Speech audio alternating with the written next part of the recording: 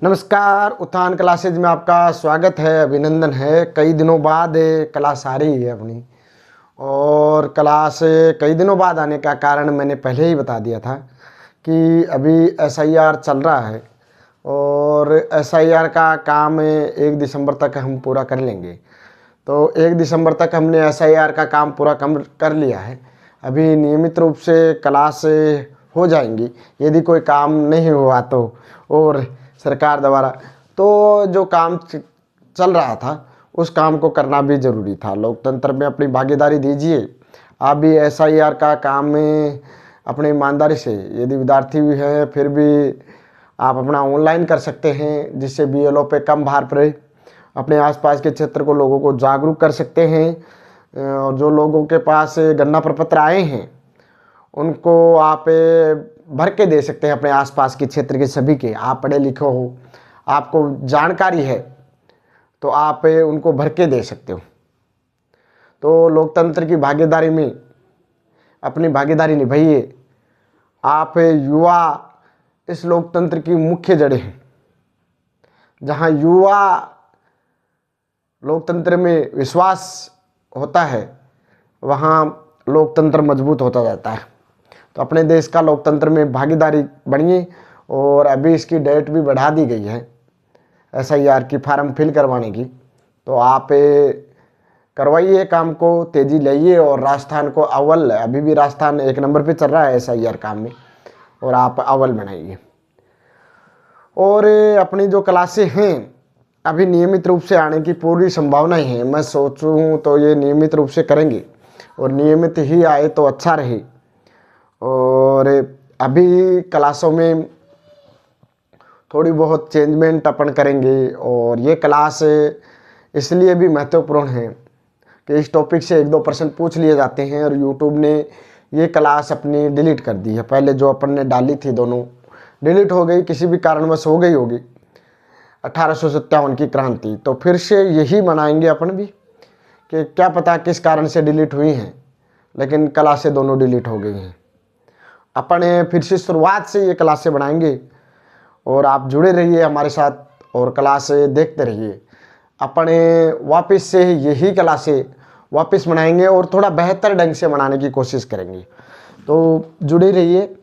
अपन पढ़ेंगे 1857 की क्रांति। क्या पढ़ेंगे?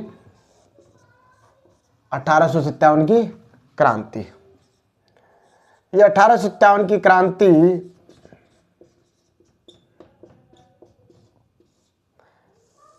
भारतीय इतिहास पढ़ रहे हैं अपन। क्या पढ़ रहे हैं? भारतीय इतिहास, न कि राजस्थान का इतिहास नहीं पढ़ रहे हैं। राजस्थान की कला और संस्कृति की भी आएंगी, लेकिन अपन भारतीय इतिहास पढ़ रहे हैं।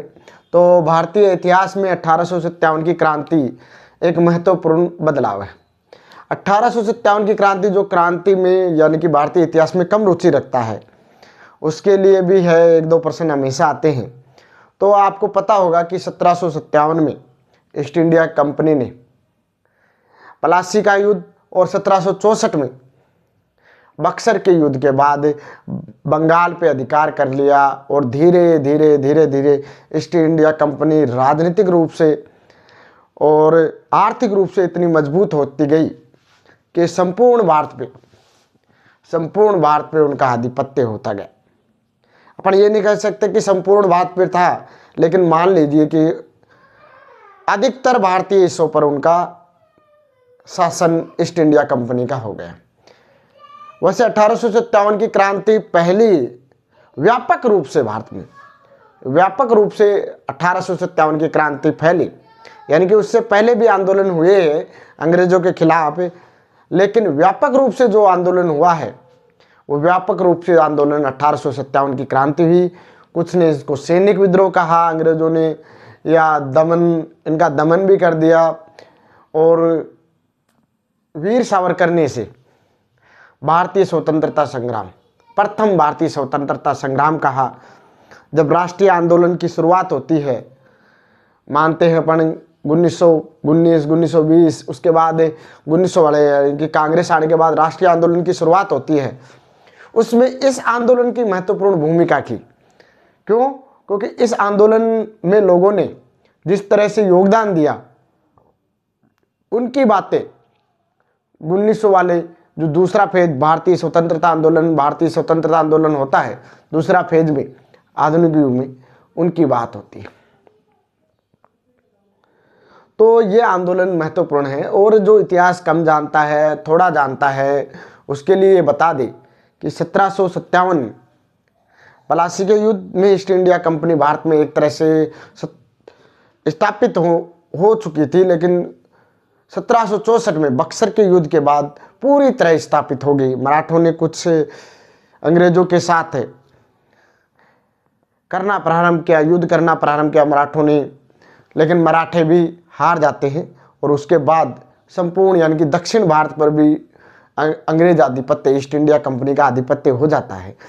और उसके बाद धीरे धीरे कुछ ऐसे आंदोलन होते हैं, अंग्रेजों द्वारा कुछ ऐसे कार्य किए जाते हैं ईस्ट इंडिया कंपनी द्वारा, जो इस क्रांति के मुख्य कारण रहेंगे। तो इस क्रांति में अपन क्या क्या पढ़ेंगे भाई? क्रांति 1857 की क्रांति तो पढ़ेंगे, और इस क्रांति में अपन क्या क्या पढ़ेंगे, ये चीज़ भी महत्वपूर्ण है। तो क्रांति से 1-2 प्रश्न आ जाते हैं, और आरएस के लिए तो महत्वपूर्ण है, इसमें आरएस मैन के लिए 1-2 प्रश्न प्रमुख आ जाते हैं। तो अपन पढ़ेंगे, क्रांति पढ़ेंगे तो 1857 की क्रांति के मुख्य कारण पढ़ेंगे, मुख्य कारण पढ़ेंगे। एक तो इसके मुख्य कारण पढ़ेंगे, तो मुख्य कारणों में आप मान सकते हो कि सामाजिक कारण, राजनीतिक कारण, आर्थिक कारण, धार्मिक कारण, और एक तात्कालिक कारण या भारतीय सैनिकों में असंतोष, प्रशासनिक कारण। ये जो कारण है ये मुख्य कारण है। और इन राजनीतिक कारणों में क्या कारण रहे होंगे, आर्थिक कारण क्या रहे होंगे, धार्मिक कारण क्या रहे होंगे, धार्मिक व सामाजिक कारण क्या रहे होंगे, तात्कालिक कारण यानी कि आज़ादी अचानक क्यों फूटी, ये तात्कालिक कारण। तो ये पढ़ेंगे। उसके बाद पढ़ेंगे इसका प्रारंभ व विस्तार। भाई क्रांति का प्रारंभ कहाँ से होता है और इसका विस्तार कहाँ तक था, इसका प्रारंभ और विस्तार। इसका प्रारंभ कब होता है? 10 मई से। लेकिन इससे पहले भी थोड़ी थोड़ी अन्य घटनाएं ऐसी होती हैं जिसके कारण ये क्रांति प्रारंभ होती है, तो वो भी अपन पढ़ेंगे। यानी कि क्रांति का प्रारंभ कहाँ से होता है और इसका विस्तार कहाँ से है। फिर अंग्रेजों ने इसका दमन किया, तो वो दमन की कहानी पढ़ेंगे अपन कि भाई अंग्रेजों ने इसका किस तरह से दमन किया, 1857 की क्रांति का किस तरह से दमन किया, वो भी अपन पढ़ेंगे। उसके बाद पढ़ेंगे इसकी असफलता के कारण। भाई अंग्रेजों ने दमन किया लेकिन इसकी ये असफल क्यों रही, भाई 1857 की क्रांति असफल क्यों रही, उस समय ही देश आज़ाद क्यों नहीं हुआ, इसके भी कारण, असफलता के कारण। भाई 1857 की क्रांति की असफलता के कारण पढ़ेंगे पढ़े। और इस आंदोलन का महत्व है भाई 1857 की क्रांति का महत्व भी पढ़ेंगे। भाई इस क्रांति का क्या महत्व रहा, इस क्रांति का क्या महत्व रहा, या इस क्रांति का परिणाम क्या रहे, परिणाम क्या रहे, इस क्रांति के बाद क्या क्या सुधार हुए, वो भी कौन से आयोग की गठन की गई, सैनिकों के साथ कैसा व्यवहार उसके बाद हुआ, ये सब भी अपने इस क्रांति में पढ़ेंगे। तो आपको धीरे धीरे समझ में आएगा कि अपन कारण पढ़ेंगे कि ये क्रांति अचानक से शुरुआत नहीं हुई। इस क्रांति की भाई 1857 की क्रांति की अचानक से शुरुआत नहीं हुई, इसकी योजना बननी प्रारंभ हो गई और ईस्ट इंडिया कंपनी ने ऐसे कार्य किए जिससे ये योजना बनती गई। लोग इतने परेशान हो गए ईस्ट इंडिया कंपनी से कि लोगों ने 1857 की क्रांति करना प्रारंभ की, मान लो आप। तो अपने ये बेहतर ढंग से सीखेंगे। अब 1857 का पहला है कि प्रमुख कारण। तो अपन प्रमुख कारणों में देखें तो इसके प्रमुख कारण क्या हो सकते हैं, प्रशासनिक कारण या राजनीतिक कारण या आर्थिक कारण। तो आर्थिक कारण रहे, तो आर्थिक कारणों में क्या क्या कारण रहे वो भी लिखेंगे, आर्थिक कारणों में क्या क्या कारण रहे वो भी लिखेंगे। फिर लिखेंगे राजनीतिक कारण, फिर लिखेंगे राजनीतिक कारण, राजनीतिक कारण के बाद में लिखेंगे प्रशासनिक कारण,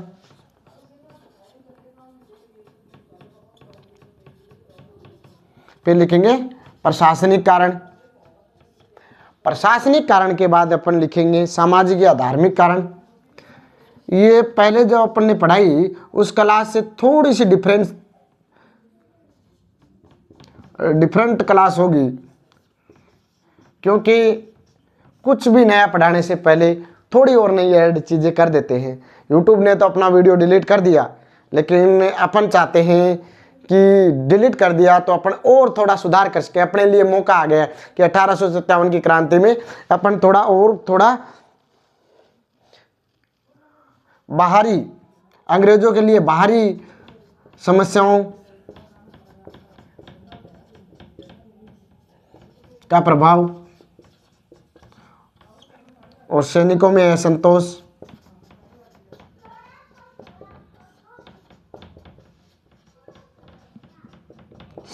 व इसका तात्कालिक कारण भी मान सकते हैं, इसमें इसका तात्कालिक कारण भी मान सकते हैं उसको, सैनिकों के असंतोष को।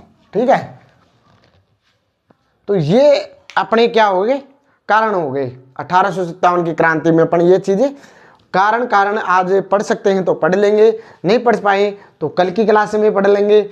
क्लास वैसे भी अपनी छोटी रहने वाली है, मैंने पहले ही बोल दिया कि क्लास को छोटी ही बनाएंगे और छोटी ही रहने वाली है।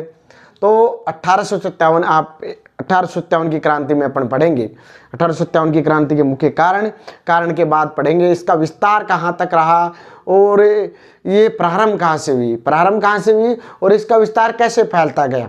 फिर अंग्रेजों ने इसका दमन कैसे किया। भाई अंग्रेज भी क्रांति का दमन ईस्ट इंडिया कंपनी ने भी किया, तो ईस्ट इंडिया कंपनी ने इसका दमन कैसे किया, कौन कौन अधिकारी इसमें रहे होंगे और कौन कौन बलिदान देने वाले भारतीय वीर नायक रहे होंगे। उसके बाद पढ़ेंगे इसकी असफलता के कारण कि ये क्रांति असफल क्यों हुई, ऐसे कौन से कारण हुए जिसके कारण ये क्रांति असफल हुई। फिर क्रांति का महत्व और इसके परिणाम और महत्व और इसके कारणों में अपन पढ़ेंगे कि मुख्य कौन कौन से कारण रहेंगे। पर आर्थिक कारण, राजनीतिक कारण, प्रशासनिक कारण, सामाजिक व धार्मिक कारण, या सैनिकों में बढ़ता है संतोष, या बाहरी कुछ अंग्रेजों के लिए जो समस्याएं थी उन समस्याओं के कारण ये आंदोलन हुआ। तो वो कारण अपने पढ़ेंगे। ठीक है, तो अब आप एक बार ये उतार लो, उसके बाद मुख्य कारण डाल के आर्थिक कारण अपने पढ़ते हैं। एक बार इसका स्क्रीनशॉट ले लो।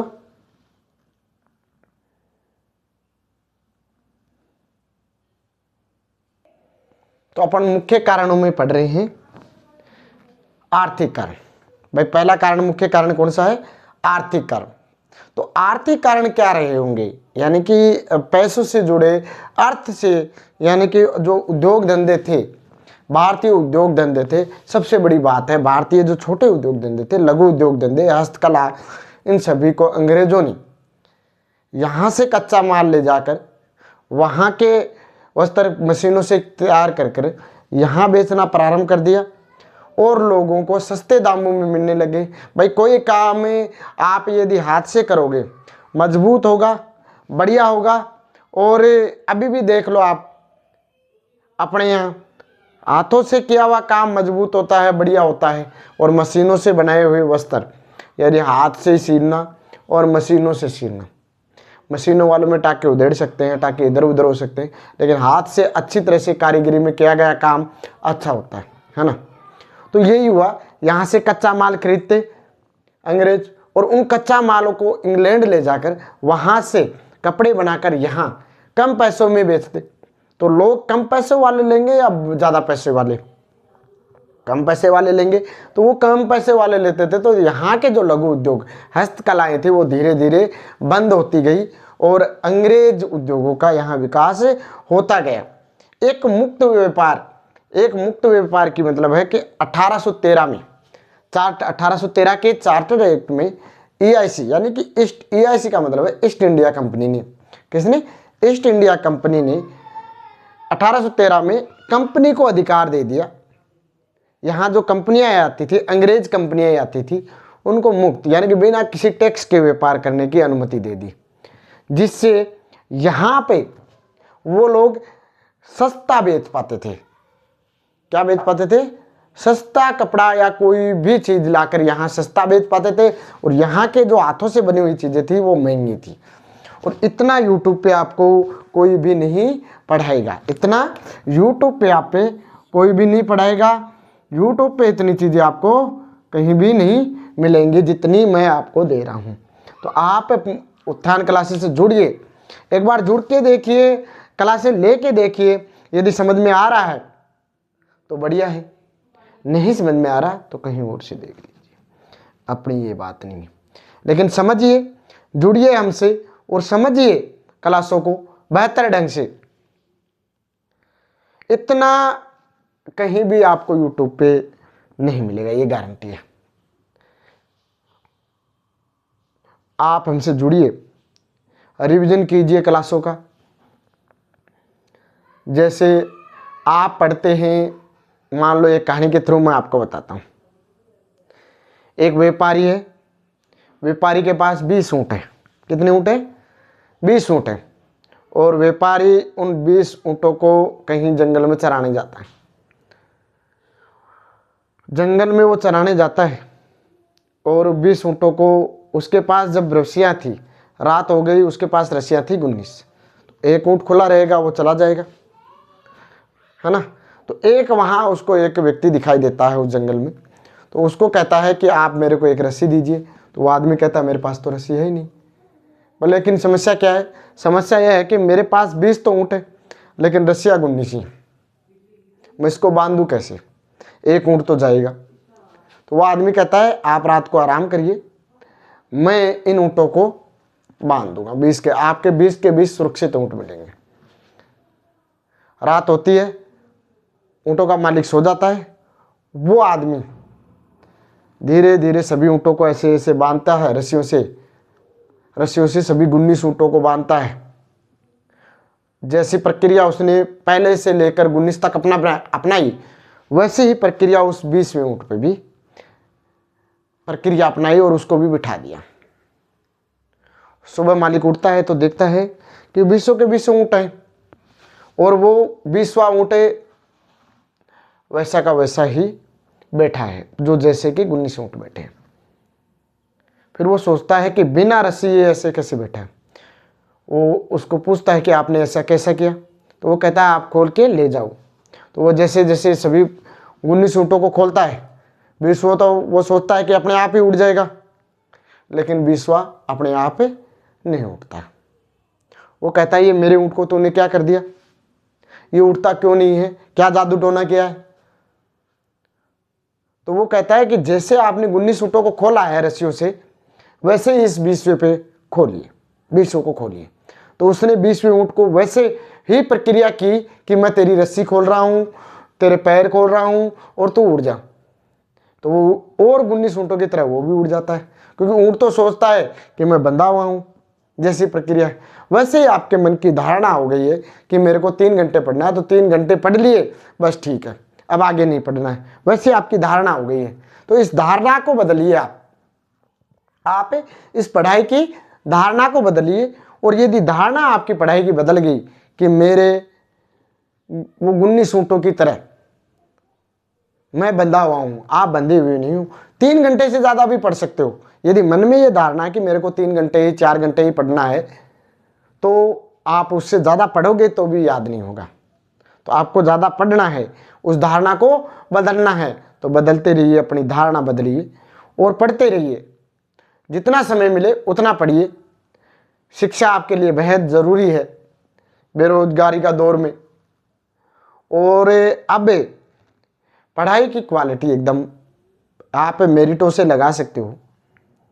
पेपर कठिन आ रहे हैं, ये बात है कि आरपीएससी पेपर कठिन दे रही है, तो कठिन दे रही है तो अपने पढ़ने का तरीका बदलिए। आरपीएससी को दोष मत दीजिए, अपनी पढ़ाई का तरीका बदलिए। आरपीएससी का एक ट्रेंड चलता है, अन्य विभागों का एक ट्रेंड चलता है कि किस तरह के प्रश्न पूछे जाते हैं, और उस ट्रेंड के साथ आप भी बदलिए। यदि आप ट्रेंड के साथ बदलते गए तो आपका सिलेक्शन पक्का है। पढ़ाई को समय दीजिए, आरपीएससी के ट्रेंड है उसके अनुसार पढ़िए। स्मार्ट स्टडी जरूरी है। स्टडी सभी करते हैं, पढ़ते सभी हैं, लेकिन स्मार्ट स्टडी जरूरी है। आप वो ही पढ़िए, बहुत सारी बुकों में मत जाइए। अपनी विषय वस्तु को सीमित रखिए और उस सीमित के साथ ही पढ़िए, उसी का बार बार रिवीजन कीजिए। PYQ देखिए कि पिछले 4 या 5 सालों में क्या ट्रेंड रहा है और क्या ट्रेंड अभी 1-2 साल से आरपीएससी का ट्रेंड बदला है।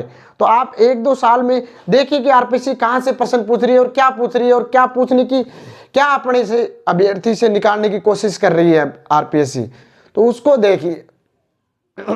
तो ट्रेंड के साथ चलिए और स्मार्ट स्टडी कीजिए, विषय वस्तु सीमित रखिए और रिवीजन पे रिवीजन कीजिए। रिवीजन बहुत महत्वपूर्ण है। आप 3 या 4 बार किसी चीज़ का रिवीजन करते हो तो वो स्थायी हो जाती है। और उसके बाद यदि आप PYQ देखते हो, MCQ देखते हो, PYQ देखते हो, तो आपको वो एकदम पक्का कंठस्थ हो जाता है वो टॉपिक। अपन टॉपिक पे आते हैं अपने। तो आर्थिक कारण क्या क्या रहे होंगे?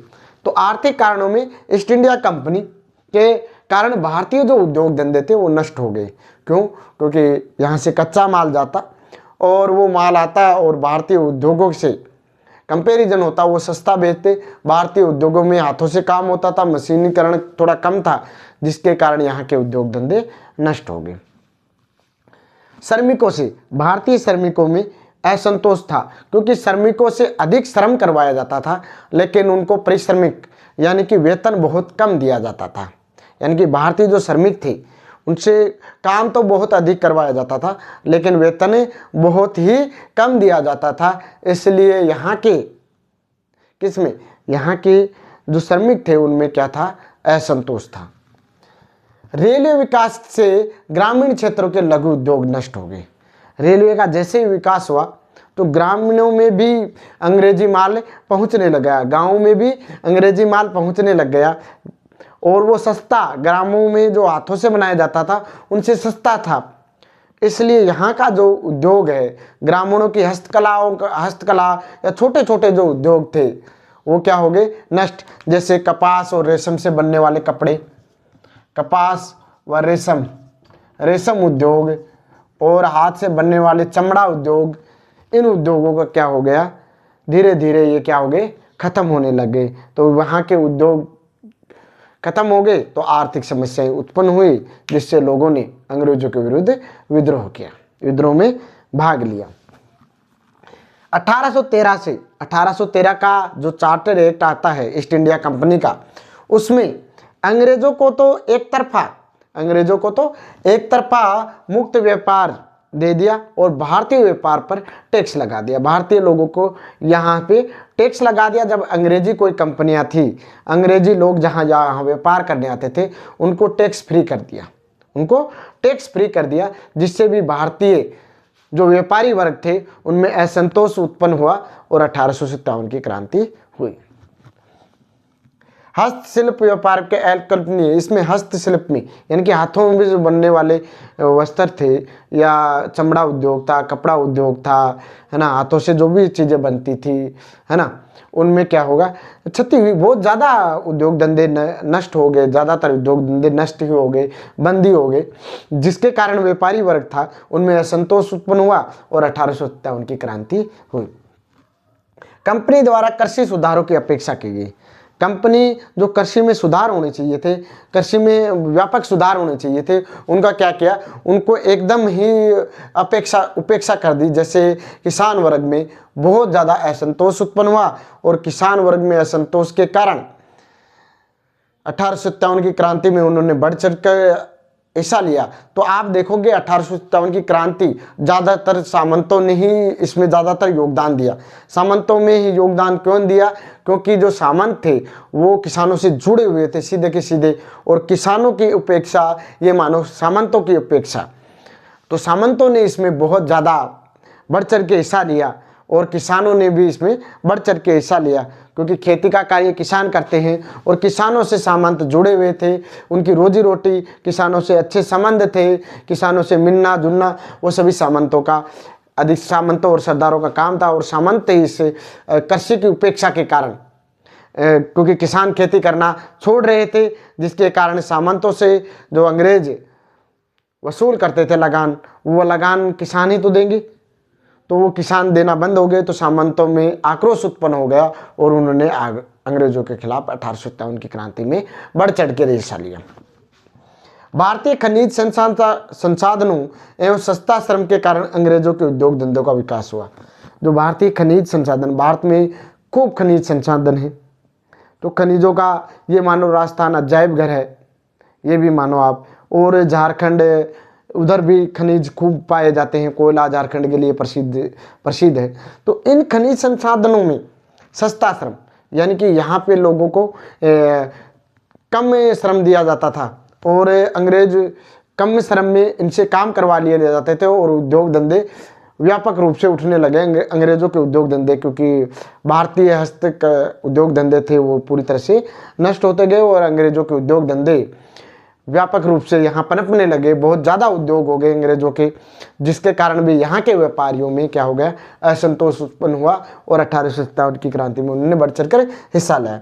भारत में नए उद्योग की कल्पना न करते हुए छोटे उद्योग को भी समाप्त कर दिया गया, यानी कि छोटे जो उद्योग कर्मी थे उन्होंने अंग्रेजों के विरुद्ध हथियार डाल दिए और अपने उद्योग धंधे नष्ट कर दिए। और दूसरा कारण आप मान सकते हो उसमें कि आर्थिक नीति में जो भारतीय कच्चा माल तैयार होता था, यहाँ से कच्चा माल अंग्रेज ले जाते थे और वहाँ से क्या करके लाते थे, उसको तैयार करके कपड़े के रूप में या कुछ ज़्यादातर सूती वस्त्र उद्योग में, और उन्हीं उद्योग में ये कपास के उद्योग में पूरी तरह से नष्ट हो गए थे। भारत में ढाका का जो मखमल का कपड़ा था, बहुत लाजवाब था, वो भी उद्योग पूरी तरह से नष्ट होते गए और अंग्रेजों के विरुद्ध व्यापारी वर्ग नाराज होता गया और धीरे धीरे नाराज होते होते ये इतने नाराज हो गए कि 1857 की क्रांति में यहाँ के सामंतों ने, किसानों ने और व्यापारी वर्ग ने खूब योगदान दिया। यहाँ की शासकों के ज़्यादातर उपेक्षा रही सामंत, लेकिन सामंतों ने खूब बढ़ चढ़ कर भाग लिया, जिसके कारण 1857 की क्रांति इतनी व्यापक रूप से हुई। तो अपन दूसरा कारण पढ़ेंगे, राजनीतिक कारण। तो राजनीतिक कारण अपने पढ़ेंगे, उससे बहुत बड़ा है राजनीतिक कारण भी, और एक में छोटा आप पढ़ो, यानी कि सहायक संधि, और ये कल पढ़ा देंगे, छोटी सी पढ़ा देंगे, आज छोटी सी बातें बता देते हैं और पढ़ लेंगे अपने कल, यानी कि लिख लेंगे कल। क्लास बड़ी नहीं करते हैं अपन, क्लास छोटी ही रख लेते हैं। तो दूसरा है राजनीतिक,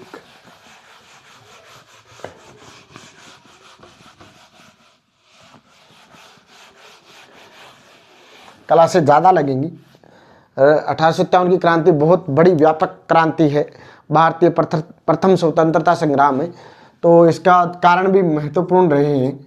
तो दूसरा है राजनीतिक कारण।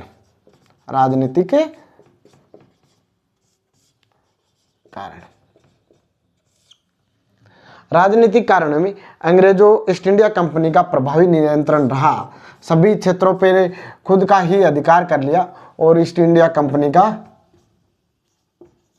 प्रभावी नियंत्रण रहा, जिसके कारण एक सहायक संधि लॉर्ड वेलेस्ली की,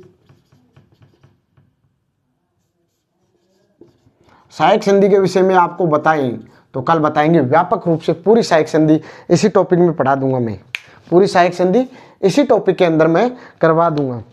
और लॉर्ड डलहौजी की विलय की नीति,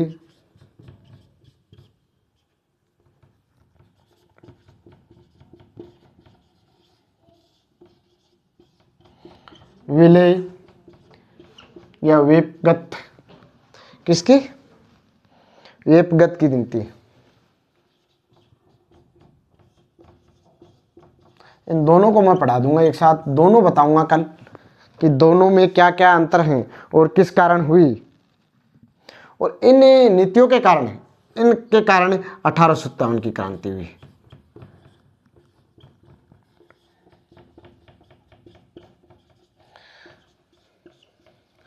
कि भाई ईस्ट इंडिया कंपनी ये चाहती थी कि सहायक संधि लॉर्ड वेलेस्ली की है,